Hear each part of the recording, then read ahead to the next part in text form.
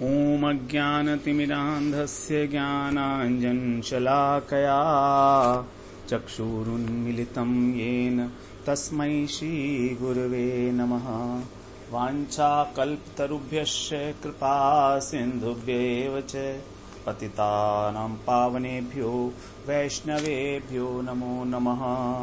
श्रीकृष्ण चैतन्य प्रभो नित्यानंद श्री अद्वैत गदाधर शिवासादि गौरभक्त वृंद। हरे कृष्णा कृष्ण कृष्ण हरे हरे, हरे राम राम राम हरे हरे। हरे कृष्णा। सर्वप्रथम मैं अपने गुरुपाद पद ओम विष्णुपाद अष्टोत्तर शत श्री श्रीमद् भक्तिवेदांत माधव गोस्वामी महाराज के चरण कमलों में अनंत कोटि दंडवत प्रणाम ज्ञापन करता हूँ। हम लोग श्रीमद् भागवत पुराण के 10वें स्कंद में प्रणय गीत का श्रवण कर रहे हैं। गोपियों के द्वारा जो गाया गया है उसमें हम लोग पहले 6 श्लोक श्रवण कर चुके थे। आज हमारा 37वां श्लोक है, जिसमें जो स्वपक्षा गोपियां हैं उनके द्वारा जो गाया गया है, जो मधु स्नेहा अर्थात राधा जी का यूथ वाली जो गोपियां हैं उनके द्वारा ये गाया गया है।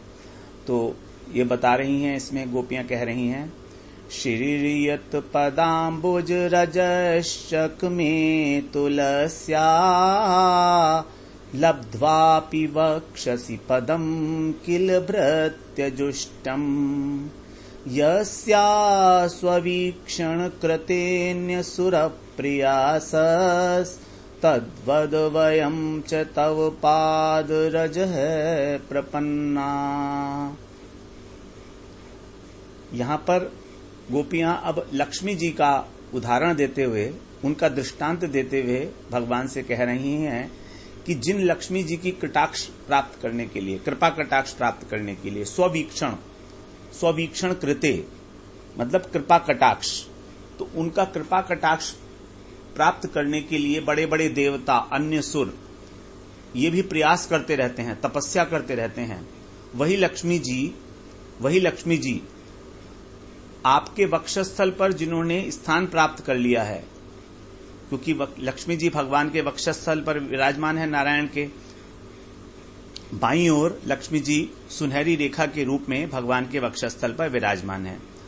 तो उन्होंने आपके वक्षस्थल पर स्थान प्राप्त किया है, वो आपकी प्रेयसी हैं। उसके बाद भी वो क्या करती हैं, उनकी क्या इच्छा होती है कि तुलसी के साथ, तुलसी कौन है? तुलसी भगवान के चरणों में चढ़ाई जाती है, तो तुलसी भी भगवान की प्रेयसी है। तो तुलसी के साथ आपके चरण रज की इच्छा करती है। और वो चरण कैसे हैं? भृत्यजुष्टम, आपके जो भक्त हैं उनके द्वारा सेवित हैं। अर्थात आपके चरणों में बहुत सारे भक्त हैं आपके, उन सबके साथ अपने अभिमान को छोड़कर, अपनी प्रियसी अभिमान को छोड़कर लक्ष्मी जी भी आपका दास्य प्राप्त करना चाहती हैं, क्योंकि चरणों की सेवा तो दास करते हैं ना, और लक्ष्मी जी तो प्रेयसी हैं। लेकिन तो भी वो भगवान के चरणों की सेवा करना चाहती हैं भक्तों के साथ, क्योंकि भक्त भी हैं वहां पर। तो ऐसे चरण कमलों की आपकी वो सेवा करना चाहती हैं। पदाम्बुज, लेकिन हम क्या चाहते हैं? उन्हीं के समान, तत्वत का मतलब है उन्हीं के समान, लक्ष्मी जी के समान। हम वयम च तव पाद रजः प्रपन्ना, हम भी आपके चरणों के नहीं, चरणों की जो रज है, धूली है, उसकी शरण में आई हैं। तो देखिए, गोपियों ने यहां पर लक्ष्मी जी से तुलना तो की, लेकिन लक्ष्मी जी को कहा कि वो तो आपके चरणों की सेवा करना चाहती हैं, और हम क्या चाहती हैं? हम तो आपके चरणों की धूल चाहती हैं बस। लक्ष्मी जी सेवा करेंगी, ठीक है, तुलसी जी सेवा करेंगी, ठीक है, हमको आप केवल अपने चरणों की धूल दे दीजिए, हम उसी की शरणागत हैं। यही है प्रेम का स्वरूप, दीनता का भाव। जहां पर भी प्रेम अपनी अतिशयता को प्राप्त होगा, वहां पर अतिशय दीनता प्रकट होगी, प्रकाशित होगी और अपने आप स्वाभाविक रूप से दीनता का और दैन्य का और प्रेम का बड़ा घनिष्ठ संबंध है। जगत में भी ऐसा ही है। जब हम किसी भी व्यक्ति से बहुत अधिक प्रेम करते हैं तो हम उसके आगे दीनहीन बन जाते हैं। जैसे एक बाप है, वो अपने बेटे के सामने बिल्कुल दीनहीन है, उसको अपने कंधे पर चढ़ाकर उसके लिए घोड़ा बनकर उसको घुमाता है, एकदम दीन हो गया, क्योंकि प्रेम की अतिशयता है ना। अपने बेटे को, अपने बच्चे को आनंद देने के लिए घर के अंदर घोड़ा बन जाता है वो, और उसका बच्चा उसके ऊपर बैठकर बोलता है, चल मेरे घोड़े टिक टिक टिक, चल मेरे घोड़े टिक टिक टिक। तो ये क्या है? ये दीनता है। तो दीनहीन होना स्वभाव है प्रेम का। तो उसी प्रकार से गोपियां यहां पर अत्यंत दीनता का प्रकाशन करते हुए भगवान के चरण की रज की अपेक्षा कर रही हैं, क्योंकि वो कह रही हैं चरण तो लक्ष्मी जी की संपत्ति है, वो उसकी वांछा करती हैं, संपत्ति तो नहीं है, उसकी वांछा करती हैं। और ऐसी लक्ष्मी जी जिनका कृपा कटाक्ष प्राप्त करने के लिए ब्रह्मा, शिव इत्यादि भी तपस्या करते हैं और वो उनकी ओर देखती भी नहीं है, तो भी। तो यहां पर लक्ष्मी जी का जो दृष्टांत दिया गया उसके कई कारण हैं। जैसे जब समुद्र मंथन हुआ था तब उस समय लक्ष्मी जी प्रकट हुई थी, और लक्ष्मी जी ने वहां पर प्रकट होकर अन्य जितने भी देवता और असुर बैठे हुए थे उन सबको छोड़कर नारायण का ही एकमात्र उन्होंने वर्ण किया था। नारायण के गले में जयमाला डाल दी थी उन्होंने, लक्ष्मी जी ने। इसी प्रकार कह रही हैं कि हम भी केवल आपका और केवल आपका ही भजन करना चाहती हैं। हमें अपने पति, पुत्र और परिवार वालों से कोई संबंध नहीं, उधर हमारी अब कोई आसक्ति नहीं है। हमारा भजन अब एकांतिक भजन है। तो भजन में वास्तव में जो भगवान ने गीता में बार बार कहा है, अनन्यता, अनन्यता, यही है अनन्यता, जहां पर अन्य का स्थान ही नहीं है, अन्य कोई है ही नहीं वहां पर। ऐसी एकांतिक भक्ति जो है वो गोपियों के द्वारा ही परिलक्षित होती है, गोपियों के व्यवहार में, गोपियों के चरित्र में। एकांतिक का मतलब है एक ही है अंत जिसका, अर्थात भगवान, क्योंकि भगवान ही एक वस्तु है और सभी द्वितीय वस्तु हैं। तो भगवान ही जब हमारा एक अंत है, लक्ष्य है, तभी उसको बोलते हैं हम एकांतिक भजन। तो यहां पर गोपियां कह रही हैं जिस प्रकार लक्ष्मी जी ने केवल नारायण का ही वर्ण किया, उसी प्रकार से हम भी केवल आपका ही भजन करना चाहती हैं, आपके ही चरणों में हम अपने को समर्पित करती हैं। दूसरा, फिर कृष्ण कहते हैं, ठीक है, आपने ये कहा था कि आपने इससे पहले श्लोक में आपने कहा था कि पहले कभी किसी समय आपको मेरा स्पर्श प्राप्त हुआ था, अस्प्राक्ष्म तत्प्रभति नान्य समक्षमंग, 36वें श्लोक में कहा था। तो कृष्ण कहते हैं कि मुझको तो इस तरह का कोई स्मरण नहीं है कि कभी हमारा आपस में मिलन हुआ हो, कभी हमने स्पर्श किया हो एक दूसरे को, और यदि किया भी है किसी भूल के कारण, तो फिर क्या दोबारा से ऐसा करना ठीक होगा? आप लोग तो साध्वी स्त्री हो, पतिव्रता हो, आपके जो आचार है, सदाचार है, उसका उल्लंघन होगा और इसलिए आपको जो है चले जाना चाहिए। तो इसके उत्तर में यहां पर गोपियां कह रही हैं कि देखिए, लक्ष्मी जी तो परम साध्वी हैं, परम पतिव्रता है, वो तो नारायण के अतिरिक्त और किसी को भी नहीं देखती हैं क्षण मात्र भी। वो तो शिरोमणि है, सती शिरोमणि है लक्ष्मी जी। लेकिन ऐसी लक्ष्मी जी भी आपका रूप देखकर और आपके चरणों की प्रार्थना करती हैं, आपके चरणों की सेवा करना चाहती हैं। उन लक्ष्मी जी ने अपने पति के हृदय में स्थान धारण किया हुआ है, लेकिन आपका जो स्वरूप है, आपका जो सौंदर्य है, इतना असमौर्ध है कि उसके ऊपर भी लक्ष्मी जी मोहित हो गई। और लक्ष्मी जी तो क्या, वास्तव में नारायण भी मोहित हो गए हैं कृष्ण के ऊपर। तो जब नारायण भी मोहित हो जाते हैं आपके स्वरूप के ऊपर, आपके सौंदर्य पर, और लक्ष्मी जी भी मोहित हो जाती हैं, तो वे भी आपके चरणों की सेवा करना चाहती हैं, रास में प्रवेश करना चाहती हैं। तो फिर हम तो साधारण स्त्रियां हैं, हम तो साधारण गोपियां हैं, हम अगर आपके सौंदर्य से, आपके गुणों से मोहित हो जाएं, आपसे प्रेम करने लगें, तो इसमें क्या अनुचित बात होगी। इसलिए आप हमें जाने के लिए मत कहिएगा। और वही लक्ष्मी जी मोहित होकर आज भी तप कर रही हैं, जैसे हम लोगों ने पहले श्रवण किया। नागपत्नियों ने अपनी स्तुति में बताया था कि किस प्रकार लक्ष्मी जी भी भगवान की सेवा करने के लिए, भगवान रास के अंदर प्रवेश पाने के लिए आज भी बेलवन के अंदर तपस्या कर रही हैं। और दूसरे अभी आगे बताएंगी गोपियां, जब हमारा गोपी गीत आरंभ होगा 29, 30, 31वें अध्याय के स्टार्टिंग में ही, तो गोपी गीत का आरंभ भी यही है। जयति ते अधिकम जन्मना ब्रज शयत इंदिरा शश्वदत्रि। जयति ते अधिकम जन्मना ब्रज, इस वृंदावन की, इस ब्रज की जय हो, क्योंकि यहां पर साक्षात इंदिरा अर्थात साक्षात लक्ष्मी जी यहां पर आश्रय लिए हुए हैं। इस वृंदावन का, इस ब्रज का आश्रय लिए हुए हैं। निरंतर ब्रज का आश्रय लिए हैं। जयति ते अधिकम जन्मना ब्रज है।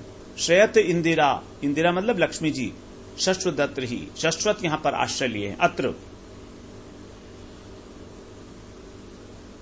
तो यहां पर लक्ष्मी जी के प्रसंग में जो रूपक है वो है पदाम्बुज, और उसी को गोपियां अपने लिए जब प्रयोग कर रही हैं तो बोलती हैं पादरजह, मतलब लक्ष्मी जी के लिए आपके चरण कमलों की सेवा चाहिए, क्योंकि वो कमल के स्वरूप हैं, अत्यंत आकर्षक हैं कमल की भांति।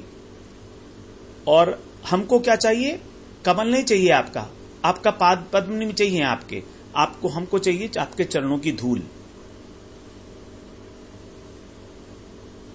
और दूसरी बात, लक्ष्मी जी की आपके चरणों में एकांतिक स्थिति नहीं है, वहां पर तो साथ में तुलसी जी भी हैं। ये तुलसी जी जो हैं, ये वृंदा देवी जो हैं, उन्हीं का ही इस जगत के अंदर जो स्वरूप प्रकट हुआ है वही तुलसी के नाम से जाना जाता है।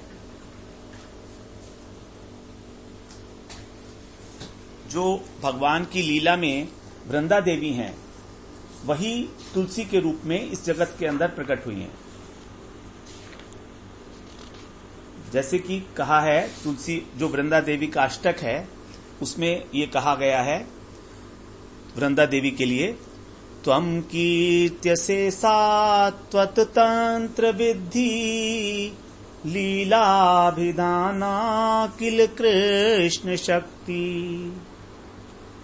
तवैव मूर्तिस तुलसी निर्लोके वृंदे नुमस्ते चरणारविंदम। वृंदे नुमस्ते चरणारविंदम। वृंदे नुमस्ते चरणारविंदम। वहां पर कह रहे हैं विश्वनाथ चक्रवर्ती ठाकुर, त्वम कीर्त्य से सात्वत तंत्र विधि, कि भगवान और लीलाभिधाना किल कृष्ण शक्ति, आप कौन हो? कृष्ण की लीला शक्ति हो। और सिद्धांत के अनुसार, वैष्णव सिद्धांत के अनुसार आपको कृष्ण की लीला शक्ति कहा गया है। लीलाभिधाना, जो भगवान की लीलाओं का विधान करती हैं, भगवान की लीलाओं का अरेंजमेंट करती हैं, सारा समायोजन करती हैं, वो हैं आप वृंदा देवी। और आपको इस मनुष्य लोक में तुलसी देवी के रूप में आपको पूजा जाता है। जो वृक्ष है तुलसी देवी का, तो उसके रूप में आपको पूजा जाता है। तवई व मूर्ति तुलसी निर्लोके। तो वास्तव में जो कृष्ण की लीला में वृंदा देवी हैं वही इस जगत में तुलसी जी के रूप में प्रतिष्ठित हैं, प्रकाशित हैं। तो कह रहे हैं कि वो तुलसी जी, क्योंकि वृंदा जी भी भगवान की प्रेयसी हैं, तो वो तुलसी भी भगवान के चरणों में स्थान पाती हैं। तो लक्ष्मी जी वहां पर अकेली नहीं है चरणों में। चरणों में तो तुलसी जी भी हैं और चरणों में तो अनेक अनेक भक्त भी हैं साथ में। भृत्य जुष्टम, आपके जो चरण कमल हैं वो भृत्य जुष्टम, आपके जो भृत्य हैं, आपके जो भक्त हैं, दास भक्त हैं, उनके द्वारा भी सेवित हैं। तो इस प्रकार से यहां पर तुलसी जी के साथ लक्ष्मी जी का अवस्थान बताया गया है भगवान के चरणों को प्राप्त करने के लिए। अवस्थान तो वास्तव में तुलसी जी का ही है। लक्ष्मी जी तो केवल उस चरणों को प्राप्त करने की इच्छा मात्र करती हैं। उनको कभी कभी ही वो चरणों की सेवा प्राप्त होती है, हमेशा नहीं होती है। तो जैसे बताया गया है कि वृंदा देवी को भगवान की प्रेयसी के रूप में कहा गया है पद्म पुराण में, और स्कंद पुराण में भी कहा गया है कि मथुरा महात्म्य में कि जो 12वां वृंदावन, जो ब्रज के अंदर 12 वन हैं, मुख्य वन हैं 12, तो उनमें से एक वृंदावन है। और ये जो वृंदावन है यही वृंदा देवी का वन है, जहां पर भगवान स्वयं अधिष्ठित हैं, स्वयं यहां पर अवस्थान करते हैं हमेशा। वृंदावन छोड़कर भगवान एक पल भी कहीं नहीं जाते, उनकी नित्य स्थिति है यहां पर। तो ब्रज के अंदर जो 12 वन बताए गए हैं वो एक बार हम श्रवण करते हैं, गुरु जी बताते हैं उसके बारे में। यमुना जी के पश्चिम में 7 वन हैं अर्थात दाईं ओर, और यमुना जी के पूर्व दिशा में अर्थात बाईं ओर 5 वन पड़ते हैं। तो यमुना के पश्चिम में मधुवन, दूसरा तालवन, फिर कुमुदवन, बहुलावन, कामवन, खादिरवन और वृंदावन। ये 7 हो गए। मधुवन, तालवन, कुमुदवन, बहुलावन, कामवन, खादिरवन और वृंदावन। कामवन या काम्यवन एक ही बात है। और 5 वन पूर्व में हैं, उनको बोलते हैं हम भद्रवन, भांडीरवन, बेलवन, लोहवन और महावन। ये 5 वन। तो इस प्रकार से 12 वनों से युक्त है ये ब्रज, और इसमें 24 उपवन हैं। इसी प्रकार से 12 प्रतिवन बताए गए हैं, 12 तपोवन बताए गए हैं, अनेक अनेक वन हैं यहां पर ब्रज के अंदर। 84 कोस के अंदर ही सारे आते हैं ये। तो यहां जो वृंदावन है ये यहां पर भगवान का नित्य निवास बताया गया है। वराह पुराण में भी ये बात कही है कि जो वृंदावन है वो वृंदा देवी के द्वारा रक्षित है, उनके द्वारा ही पालित है, रक्षित है, सेवित है, और सभी पापों का नष्ट करने वाला है। अब क्योंकि ये वृंदा देवी के द्वारा ही बनाया गया है इसलिए इसको वृंदावन कहा जाता है। तो यहां पर वृंदावन की जो आश्रय है, मतलब वृंदावन जिनके द्वारा बनाया गया था, वृंदा देवी जो इस नरलोक में तुलसी जी के रूप में प्रतिष्ठित हैं, तो उसी के लिए कहा गया कि लक्ष्मी जी उन तुलसी जी के साथ युक्त होकर आपके चरणों का आश्रय लेना चाहती हैं। और वे चरण कैसे हैं? भृत्य जुष्टम।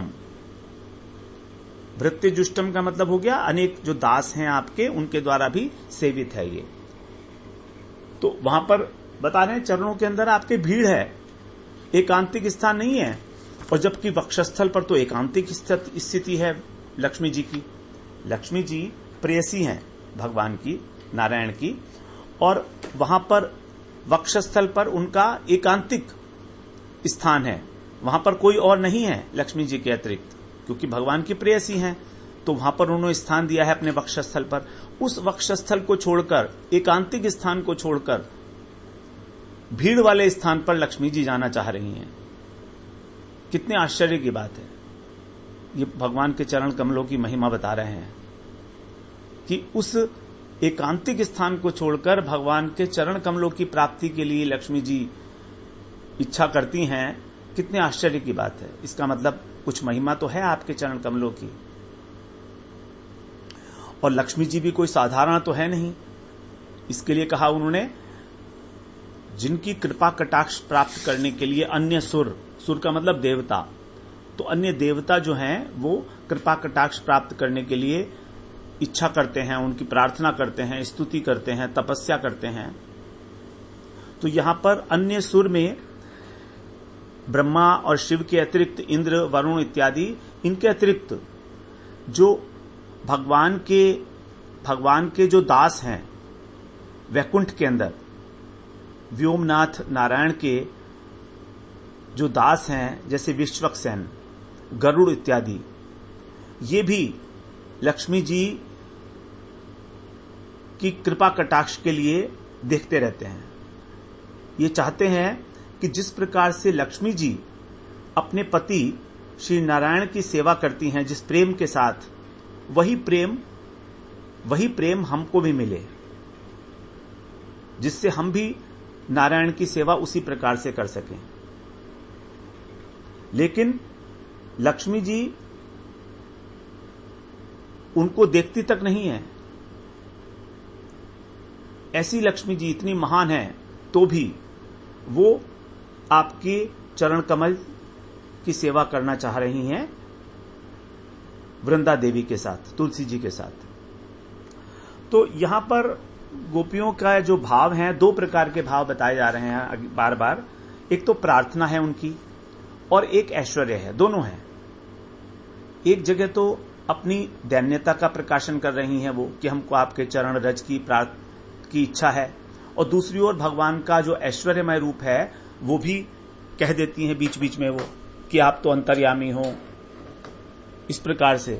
तो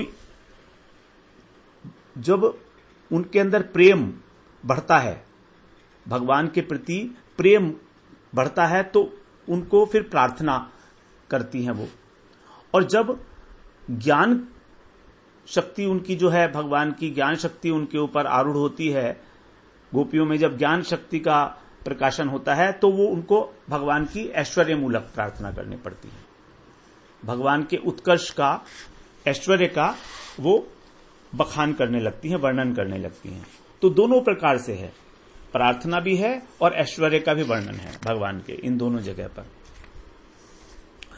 अब आगे इसमें बता रहे हैं, थोड़ी सी चर्चा हम इसमें और कर लेते हैं एक बार। इसमें आगे बता रहे हैं कि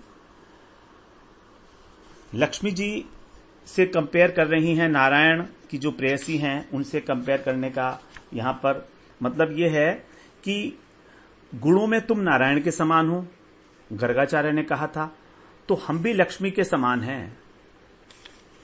लक्ष्मी जी नारायण की सेवा करती हैं और हम आपकी सेवा करना चाहते हैं, तो हम भी लक्ष्मी जी की भांति हो गए थोड़ा थोड़ा, है ना।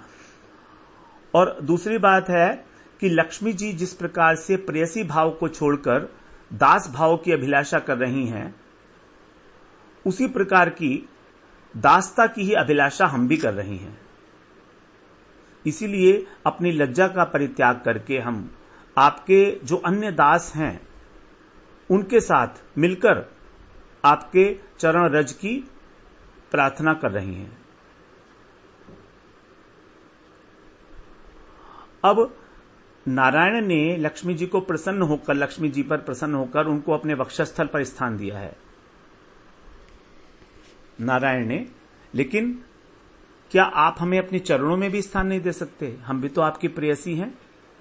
तो यहां पर प्रेम प्रकट हो रहा है, प्रेम की अतिशयता देखी जा रही है उनके अंदर। तो कह रही हैं कि क्या आप हमको अपने चरणों में भी स्थान नहीं दे सकते? ठीक है, आप अपने चरणों में स्थान नहीं दे सकते, तो हम आपकी जो चरण कमलों की रज है उसका आश्रय तो ले सकती हैं। इतना तो आप हमारे लिए कर सकते हो। क्या एक क्षण के लिए भी हमको आपके चरण रज की प्राप्ति नहीं होगी? जो चरण रज वृंदावन में सभी को प्राप्त है, सभी को प्राप्त है। एक तृण को, एक कंकड़ को भी आपकी चरण रज प्राप्त है। जो जमीन पर पड़ा हुआ एक टुकड़ा है कोई भी, तो उसको भी आपके चरणों की रज मिलती है। क्या हमें वो भी नहीं मिल सकती? क्या हमारे भाग्य में ऐसा ही लिखा है? और दूसरी बात, यदि तुम चाहते हो कि तुम्हारा भी भगवान के समान, नारायण के समान ही तुम्हारा भी इस जगत के अंदर कीर्ति बढ़े, तो हम तुमको एक सलाह देती हैं।